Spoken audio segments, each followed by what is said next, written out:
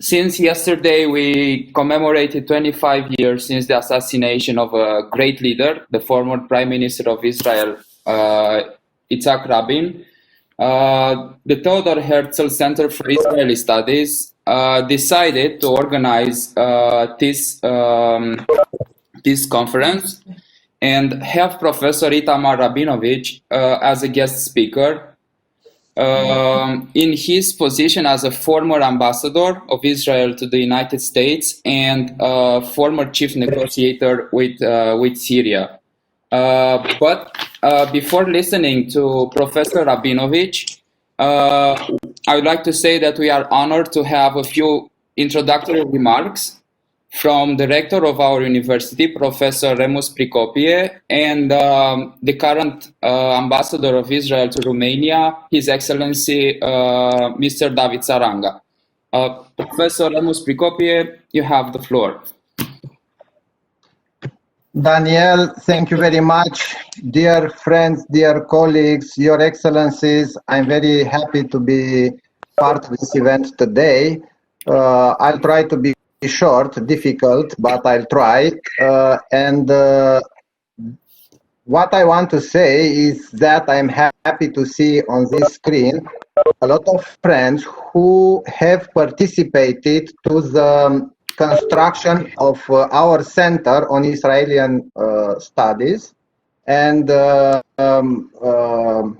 first of all, it was the embassy of Israel in Romania, because the former rector Paul Dobrescu, when had this idea, everyone says I was with the idea. No, I was one taking the project from the almost beginning, but the idea belonged to Professor Paul Dobrescu, rector at that moment, discussing with the ambassador of Israel at that moment, and starting with Professor Liviu Rotman and starting the project.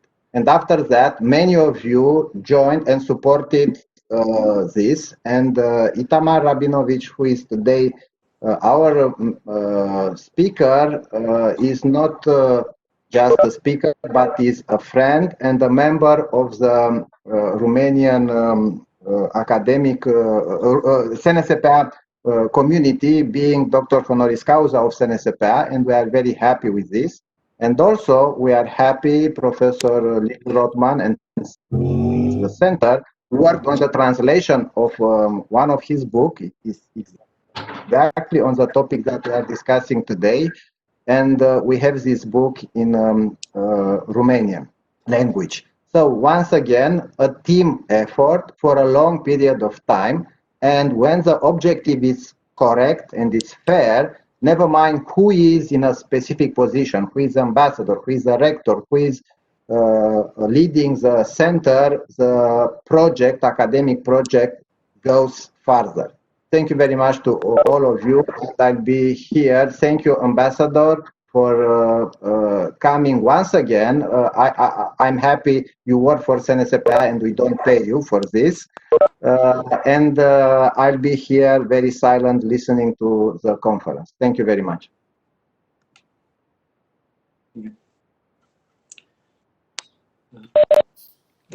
Mr. Ambassador, you have the floor. Thank you, Daniel. It's so good to see you all on the screen. Professor Rabinovich, Remus, my friend, Liliana, Liviu, and many others, Professor Vago, Dan Koren, and many others. And really, I would like to take this opportunity to congratulate CNSPA for all your activity, even in times of Corona, and I'm happy that this event is taking place. You know, everyone is asked, where have you been while Rabin was assassinated? This is one of the questions that everyone is asking. Where have you been on the 4th of November? I would like to share with you where I've been on the 5th of November, the day after. A few months earlier, few months prior to the assassination, I just joined the Foreign Ministry. I joined the Foreign Ministry late August, And I was in the process of becoming a diplomat. I was a cadet at the foreign ministry. And we, the cadets, were the ones who were responsible to organize the funeral in Jerusalem on Mount Herzl. And during one day, on the 5th of November, we started the work in the morning.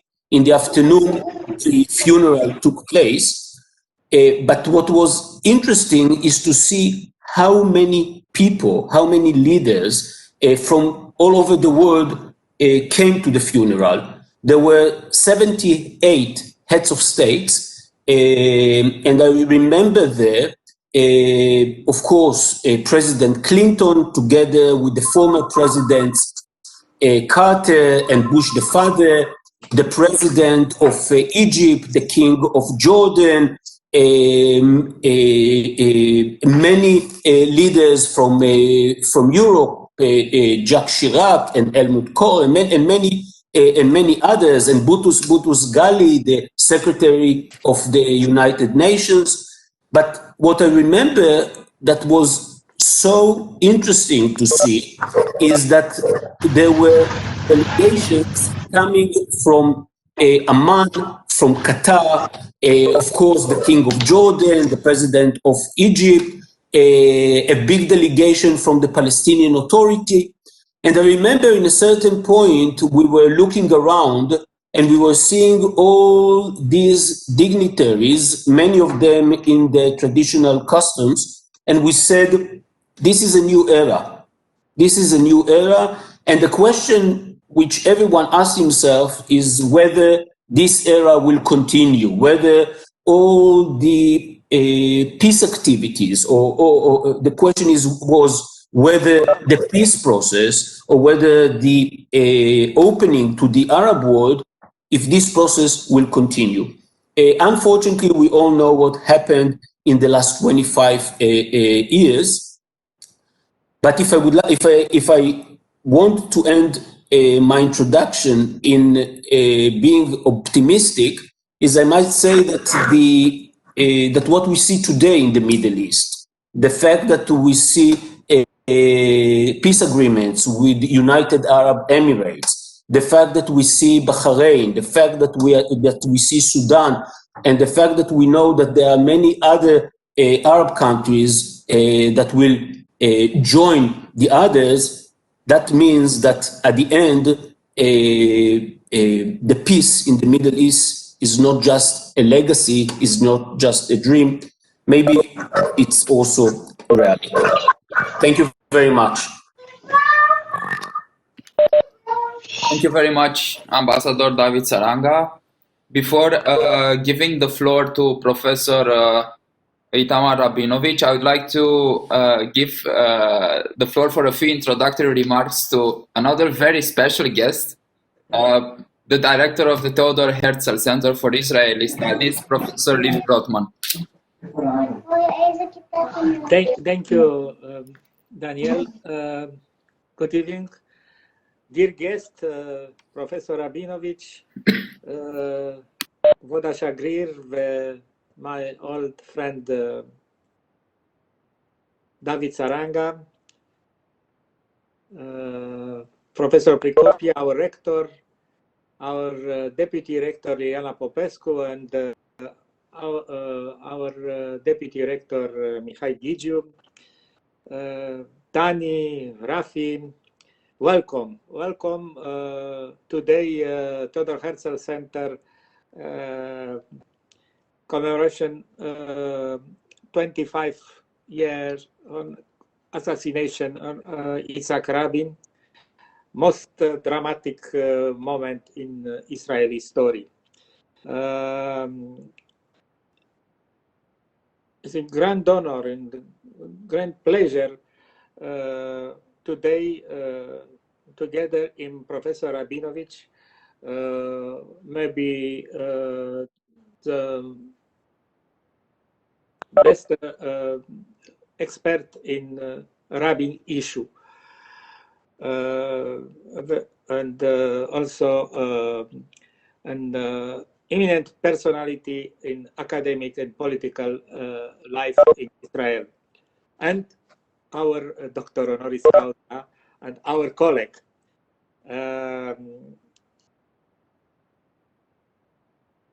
I turn the floor to Professor Itamar Rabinovich for election top the Yitzhak Rabin, the assassination, the memory, and the legacy. Please, Professor Rabinovich, בבקשה, Itamar. Thank you, Liviu. Thank you all. It's a pleasure to be with you. Thank you to the three speakers who preceded me. I'd like to begin by responding to their remarks. About 6 years ago, in 2014, I had a visit to my office at Tel-Aviv University. The rector, by the vice rector, by Liviu. We began to discuss the relationship, the prospect of building the center, expanding the center in Bucharest. I came twice. I was honored with an honorary doctorate. I was honored again when my biography of Rabin was published in Romanian with the help of the university. And I feel that I'm a member of the family, a very warm, cordial relationship with the center and with you all. With regard to Ambassador Saranga's opening statement, yes, he mentioned correctly that 78 heads of state came to Rabin's funeral. That was after his death. But he was actually recognized as a major international figure when he was alive. About a month before the assassination, in early October, he came to New York for the 50th anniversary of the United Nations, and it was a pleasure to see how dozens of heads of government and heads of state who also came to the UN event in New York simply wanted to meet with Rabin. It was difficult to manage that schedule, but it was a pleasure for an Israeli diplomat to see what standing and what popularity our Prime Minister had at the time. And the life and the death are intertwined. When a leader, a political figure, is assassinated, a major political figure, their life and their death become intermingled, and the life has a significance and the death has a significance.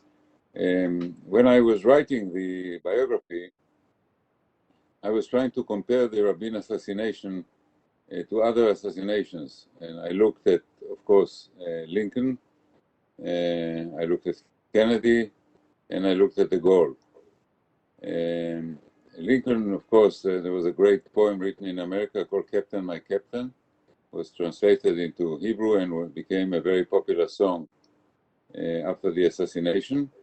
It describes the boat with Lincoln coming ashore, but dead on the boat. But Lincoln came to the shore after his mission was accomplished, when the Civil War was won and the slaves in the South were liberated. Rabin's mission was not accomplished. Kennedy assassination, likewise, was a resonant event. As Ambassador Saranga said, it was one of those events when everybody remembered where he or she were at the time of the assassination. It is not so clear who was behind the Kennedy assassination, why exactly he was assassinated, but clearly a great career and a great presidency was cut down in the middle. And like Kennedy and like Lincoln, it was a very significant death, but also a very significant life. There can be a very significant political assassination without a great life, and what I have in mind was the assassination of the Austrian Grand Duke, the heir apparent, in Sarajevo in 1914. It had momentous consequences. It led to World War I. But when you ask yourself, what about his life? What do we know about his? What do we know about his life? What did he accomplish in that life? We become embarrassingly silent, because we don't know much. So Rabin belongs in a category where the life was very meaningful and the death was very meaningful.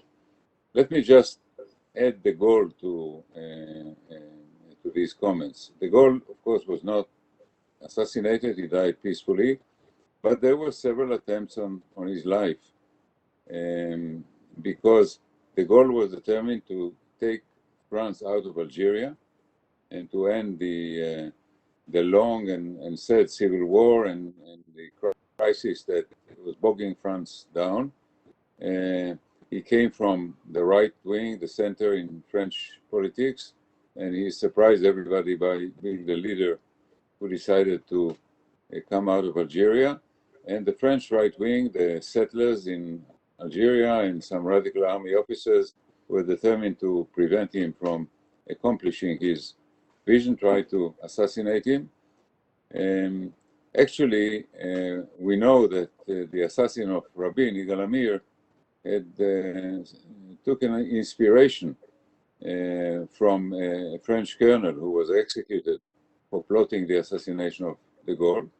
And he had a copy of a famous book, The Day of the Jackal, about another attempt to assassinate de Gaulle. So this is the most, or the closest analogy to the assassination, because it was an assassination designed to stop a historical movement towards the ending of a conflict. Now, the legacy. Of course, Rabin left a major legacy after him, and there are two parts to that legacy. One was the effort to bring an end to the Israeli-Palestinian conflict, and a larger effort to negotiate a settlement to the Arab-Israeli conflict. People use the code name, in short they say Oslo, because Oslo was the agreement that was initially in Oslo and was formalized on the White House lawn, and which was an agreement between Israel and the PLO, mutual recognition, an interim agreement for 5 years that established a Palestinian Authority in part of the West Bank and in Gaza, and was meant to bring the parties to a final state negotiation in 1996. Rabin was the prime minister who made it possible. It was negotiated by his foreign minister, Shimon Peres, but with the blessing of Rabin. And it was Rabin who made it work, because, you know, when we look at the work of a statesman, there are three parts to it. The statesman needs to have a vision, needs to have the courage to implement the vision, but also needs the ability to carry his or her public with them.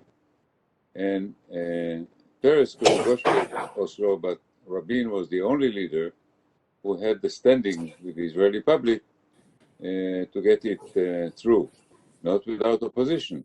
There was massive, bitter opposition to Oslo.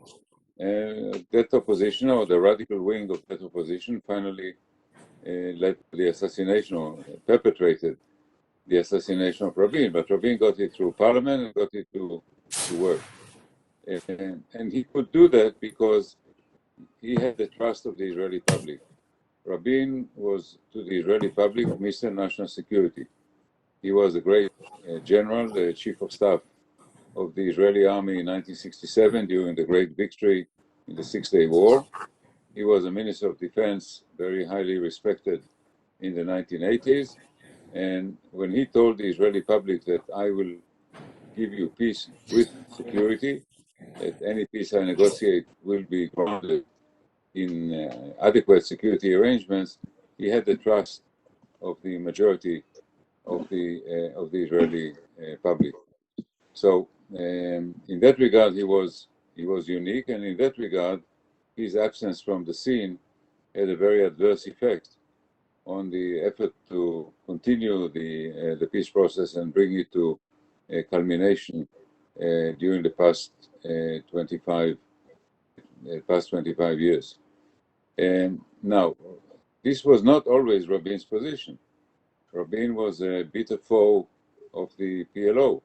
He had no trust for Yasser Arafat. He regarded Arafat as a terrorist, an assassin, an enemy, and it took a great leap of faith and courage for him to end up making the deal with Arafat and shaking his hand on Washington and then working with him to implement the agreement. But Rabin was determined, for reasons that I will dwell on later, to try to resolve this conflict. He came to the conclusion, after trying a few other avenues, that the PLO and Arafat were the ones who were speaking for the Palestinians, were the only ones who had the authority and the power to make peace with Israel, to recognize Israel, and he therefore decided to make the deal with Arafat.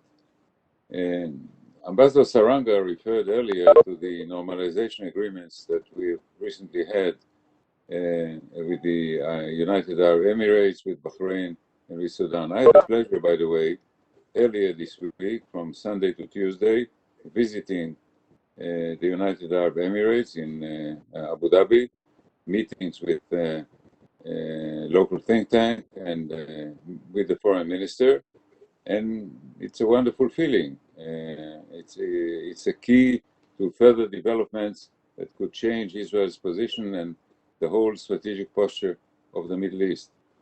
But we have to remember this would not have happened but for Oslo.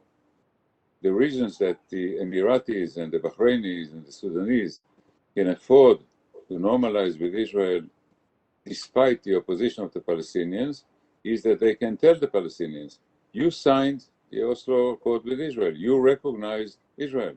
Why can we not do the same? It's in that regard, 25 years later, it remains a key to further progress and development in the region. So this is one part of the legacy, the quest for peace, for trying to resolve the Arab-Israeli conflict, but always peace with security, a peace grounded in security, because even when Israel makes peace with Arab countries, as part of the Arab world, there remain enemies in the region. Iran remains an enemy, and it's a very dangerous enemy. Turkey is becoming a hostile country, not just to Israel. When you speak to people in the Emirates and other parts of the region, they are nowadays more concerned with Turkey than they are with Iran. So Israelis always have to think security. Now, so this is one part of the legacy. But the other part of the legacy is leadership.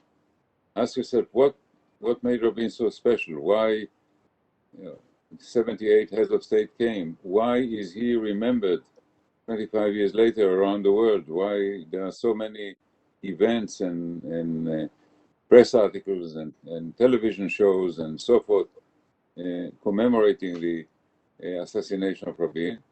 Because Rabin represents to the mind of many a kind of leadership that is very scarce today. I mentioned before, he had a vision. Rabin came to power in 1992 for the second time. He was a prime minister, first time from 1974 to 1977. And then he lost power, he had to resign, and he was given a second chance.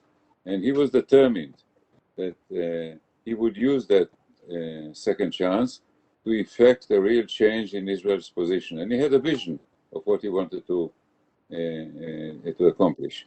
And he had the courage to make very tough decisions, not just with regard to the Palestinians, also with regard to the Syrians. He was willing to make very significant concessions also with regard to Syria in order to try to make peace with that very significant enemy. He had the ability to carry the public with him.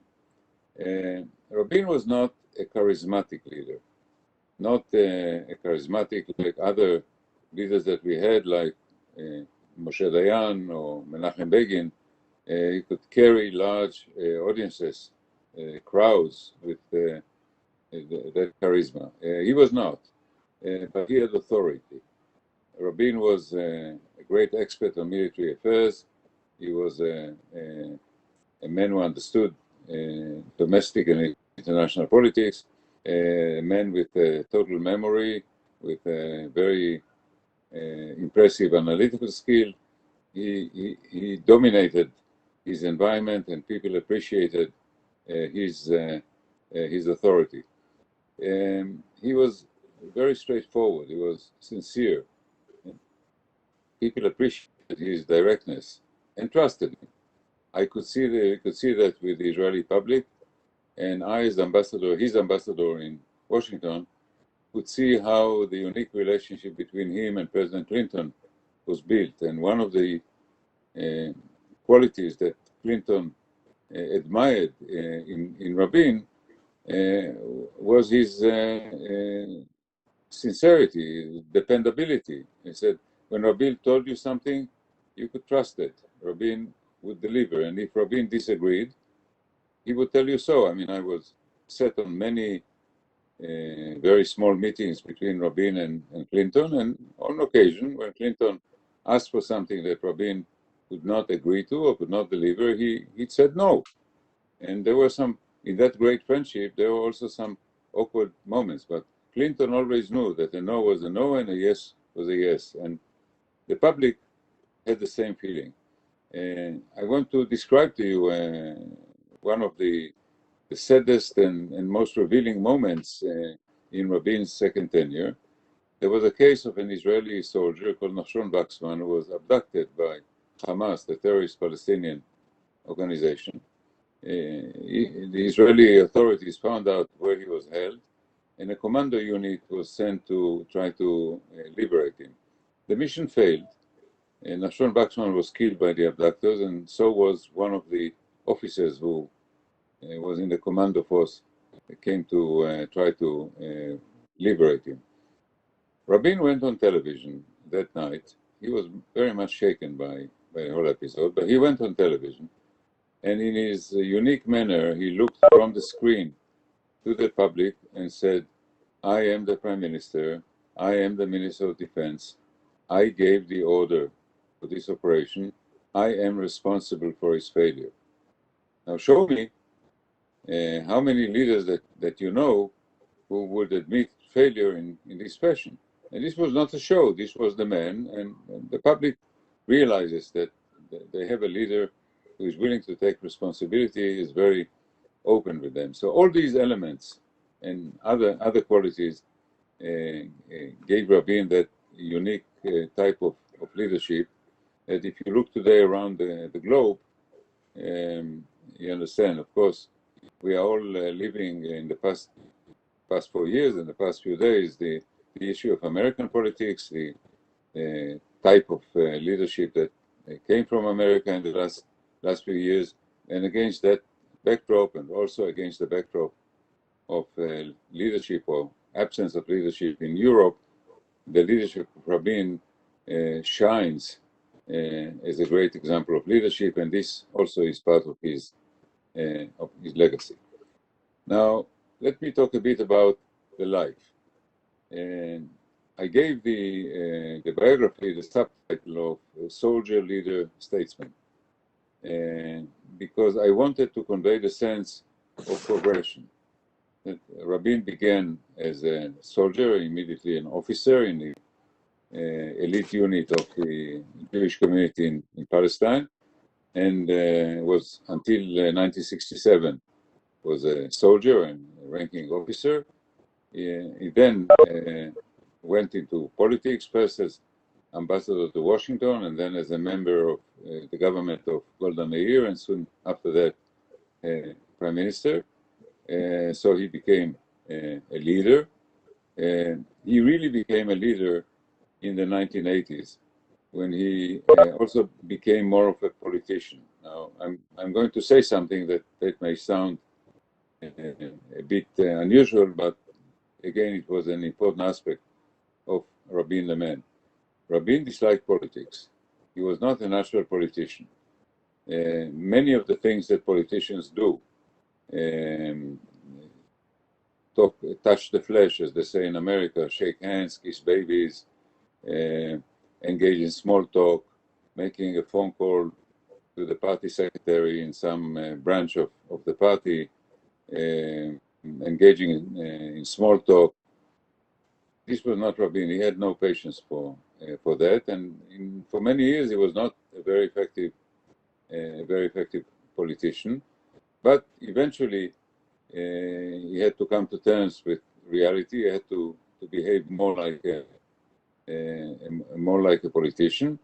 And in the 1980s, as Minister of Defense, he was coming to his own, and the Israeli public rewarded him in the second year of the next decade, in '92, when he was elected for a second term. And he became a statesman, the kind of international statesman that I described before, during his second term as prime minister, when he made these great decisions moving forward in the peace process, and also implementing them.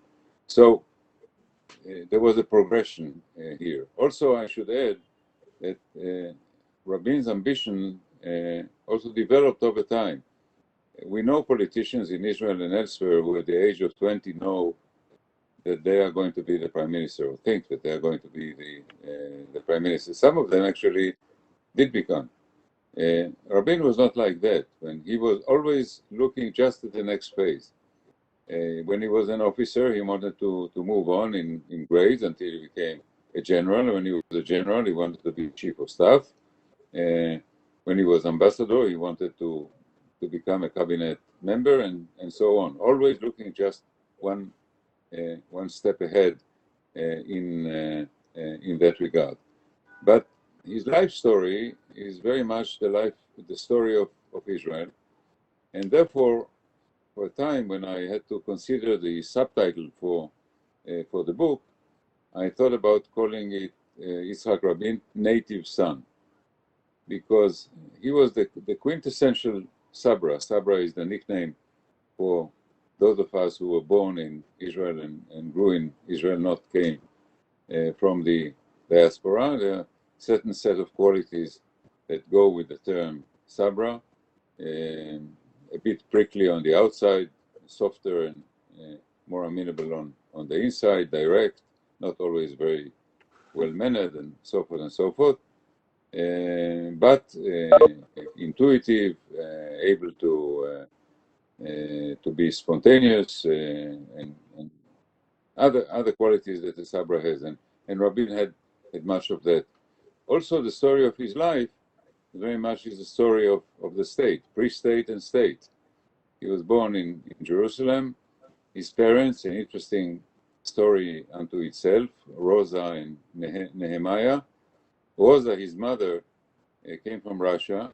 She was a very radical revolutionary in Russia, and her nickname in Tel Aviv in the 1920s and 30s was Red Rosa, after Rosa Luxemburg.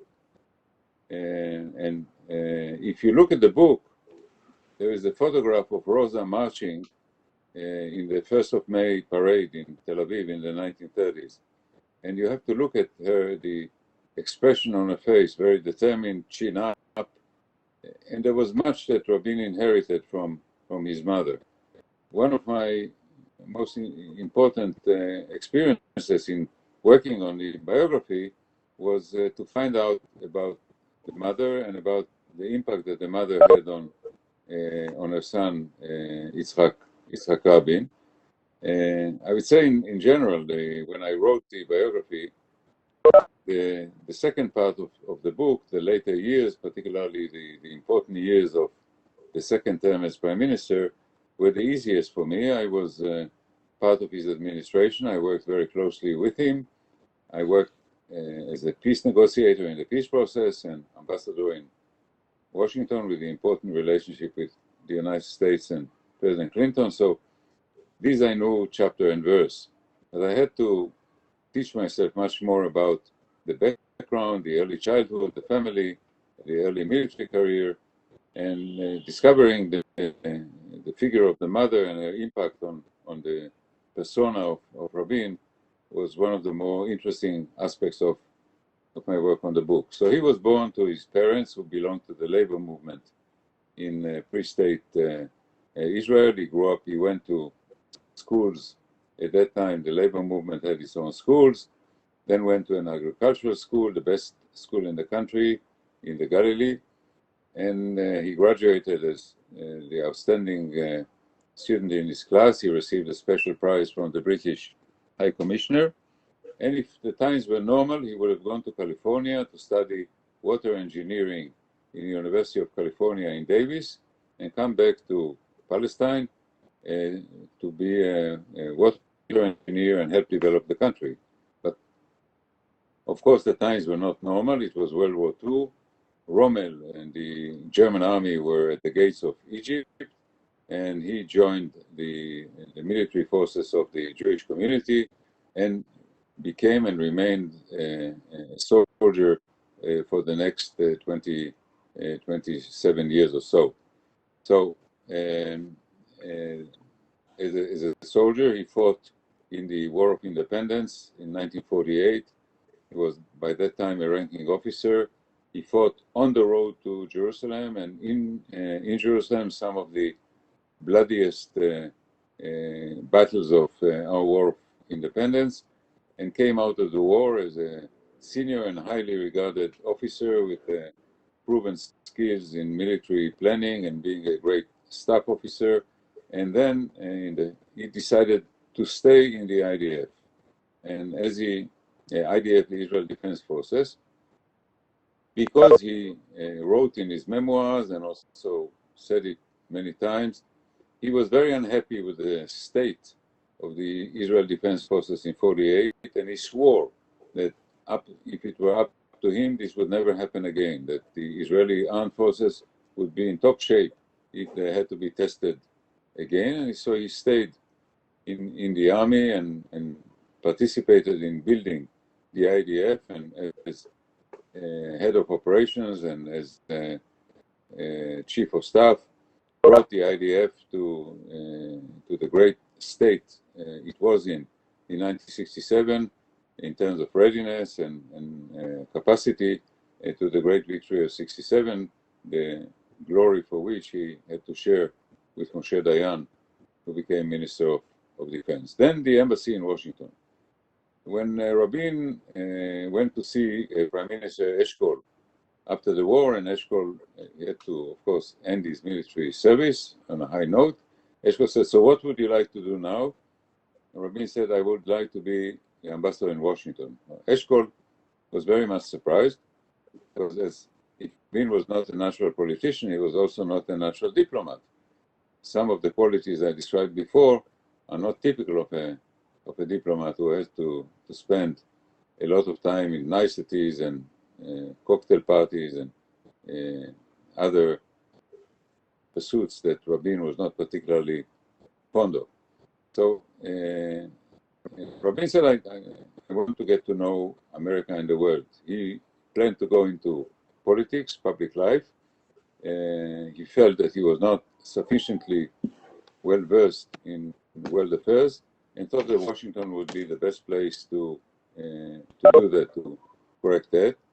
And he found a mentor, actually, in Washington, Henry Kissinger, a very good mentor, if you can have him.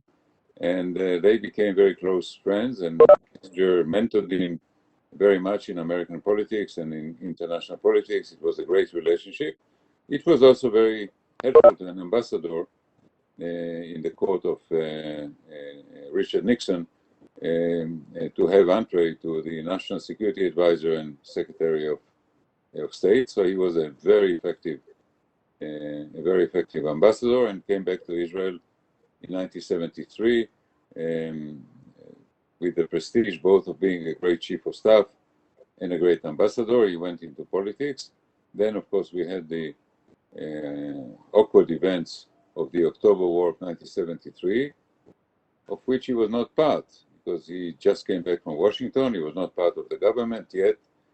And therefore, in a few months later, in 1974, when Golda Meir had to resign, he was the natural choice of the Labour Party to replace her, because after the debacle of the October War, he was a great victorious general from 67, a man with international experience and untarnished by the debacle of 1973.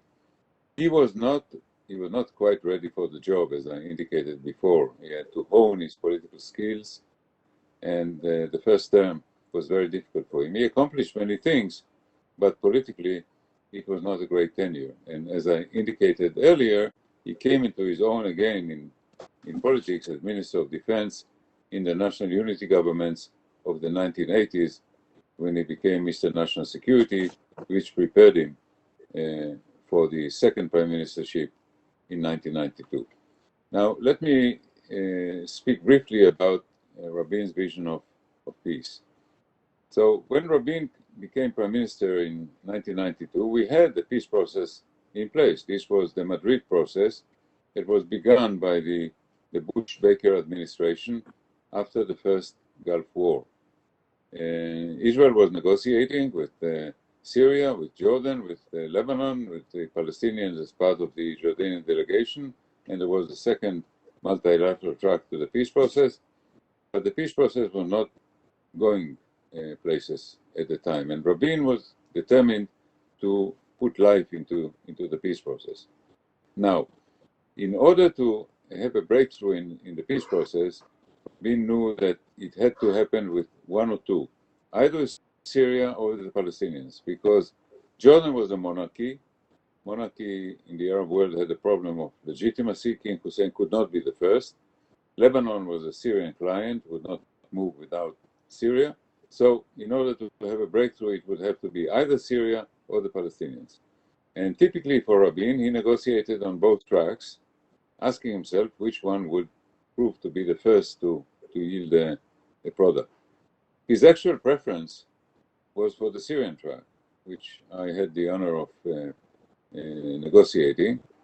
And he made a very brave move. In August 1993, he gave the Secretary of State of the United States a deposit of conditional hypothetical willingness to withdraw from the Golan in return for a package of peace and security. And that was not handled well by the United States, and Assad, the father, the president of Syria, gave an unsatisfactory response. Rabin also had the other option of the Oslo agreement that was being negotiated at the time and almost concluded in Oslo. And in the absence of the Syrian track, he decided to go for Oslo. And this is how the peace process took off with the breakthrough. And of course, once the Palestinians recognized Israel in the Oslo Accords, Jordan joined in, and we could sign in 1994 a peace treaty with Jordan. Then normalization began. There were Middle Eastern economic conferences in 3 Arab countries in which Israel participated. Countries like Morocco, Mauritania, Qatar accepted Israeli diplomatic missions and sent missions to Israel. This created in 1994 the euphoria.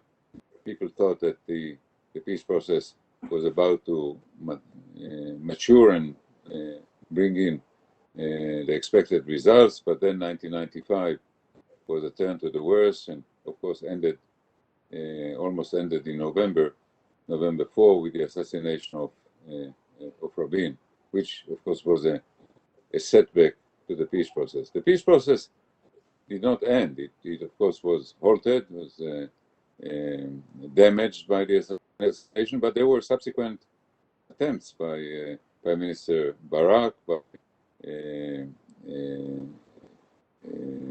Olmert, to negotiate, by Ariel Sharon, who came out of Gaza, and Netanyahu, who accepted the two-state solution, who was willing to withdraw from 13% of the West Bank, and who also negotiated with Syria. So all of this did not lead to the breakthroughs that we were familiar to at the height of the peace process, but the peace process as such did not die. It's languishing, but hopefully the recent events that we spoke about before will continue and will bring us back to a functioning peace process and to a better Middle East. Thank you very much.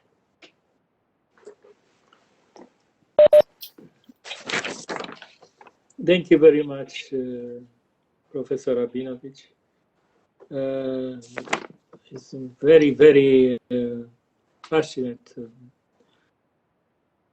communication presentation, and it's a very important lecture for all presenters. And now in the public question, remark, please, Daniel, to coordination the discussion. Thank you very much, Professor Itamar Rabinovich, once again. If anyone among the participants would like to address a question to Professor Rabinovich, or if you have any short comment, this is the moment.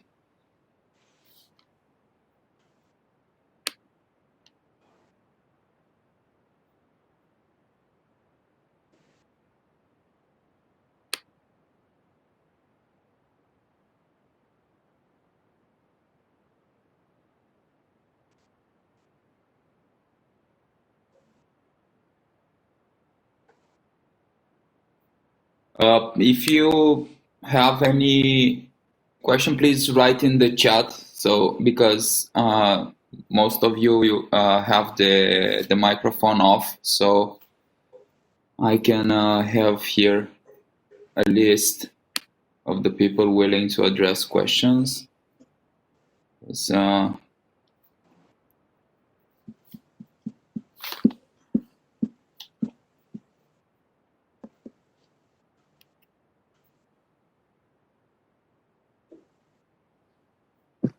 Daniel, if I may. of course. I would like to have a short comment. In fact, it's more a story somehow. When Professor Itamar Rabinovich paid us a visit, we discussed with the national television to see if they are interested for an interview, and they said immediately yes. It's true, we had this dialogue through a colleague, Professor Stavre, who is also for many, many years, almost 30 years, a journalist with the national television. And the extensive interview that was realized in my office immediately after the ceremony of Dr. Honoris Causa was broadcasted on the national television at that moment. But the very good explanation of the critical moment when the Prime Minister of Israel was assassinated was used by the Romanian national television many times in order to build the background of different news. We use this interview, which is already a couple of years old, we may say, even these days in promoting this event, and that means the information is still valid, accurate, and used by the people in different moments. So I'm very happy with the fact that we succeeded in CNSPA to somehow open a window, not just to our students, but also to Romanian audience for topics which are not so easy to understand. If you are not a specialist, if you don't follow daily what's going on in different parts of the world, you will never understand what happened in fact there or what is going on today. So having said this, I'll be happy if in the agenda of the Institute will build other opportunities to invite Professor Rabinovich and also other friends and professors specialized in Israeli politics to try to explain to the general public the main topics in that country, but not just in the country, but in the region. Sometimes we see news, national television, but we don't understand, in fact, what's going on there, what's the background. And probably for this reason, we just go further without paying any kind of attention to the topic. So once again, I would like to thank our friend Professor Rabinovich for his effort. And I will conclude with something which I read many years ago. Umberto Eco said, a scientist who doesn't allocate some time to try to explain science to everyone, not just to students or to peer, that means he's not a complete scientist. So Professor Rabinovich allocated from his career not just to diplomacy and to academic issues, but also allocated time to explain the science of politics in Israel and international politics to everyone, not just to academics. Thank you very much. Thank you. Thank you very much, Professor Prikopie. Before any of you decide to address a question, I'd like to ask Professor Rabinovich a question that I thought about it about 1 or 2 weeks ago. It happened that recently I was reading this book of Thomas Friedman, From Beirut to Jerusalem, and in his book he supports the idea that the Palestinians, Yasser Arafat accepted to negotiate with Israel because he didn't have any other option. So I was a bit, struck by this opinion, because my opinion until reading the book was that actually the Palestinians had some better reasons for negotiating with Israel. What is your take on this opinion of Thomas Friedman? Unfortunately, I do have to agree with him. It's very difficult for the Palestinians to concede defeat. In their view, making peace with Israel on the basis of the status quo, the current status quo, is a defeat. Even if they end up with a Palestinian state in the West Bank and Gaza, it is a state on 28% of Palestine as it was under the British mandate. And the Palestinians look at themselves as part of the Arab world. They say the Arab world now has more than 300 million people. There are 7.5 million Jews in Israel. How come we have not been able to defeat them? So one day we should be able to defeat. So why should we concede? And it's with great reluctance that Arafat signed an agreement accepting the status quo. When I try to explain this reality to audiences, I bring the example actually from your part of the world. When the Soviet Union collapsed and Europe became largely free of, or Eastern Europe, Central Europe became largely free of the Soviet yoke, people accepted the status quo. And we know that there are many irredentist claims. There are people, Germans who were expelled from Poland to Germany and from Czechoslovakia to Germany.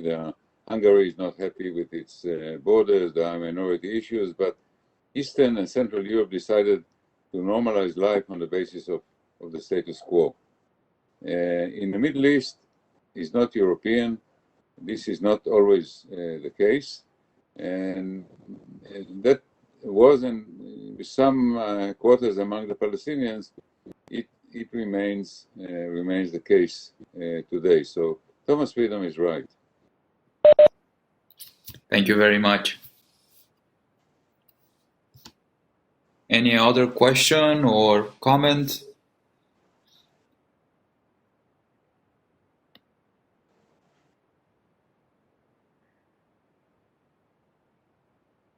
I will have one question. Allow me. How does the young generation of Israelis and Palestinians perceive Rabin's legacy? It depends. The Israeli public is very deeply divided today between right and left.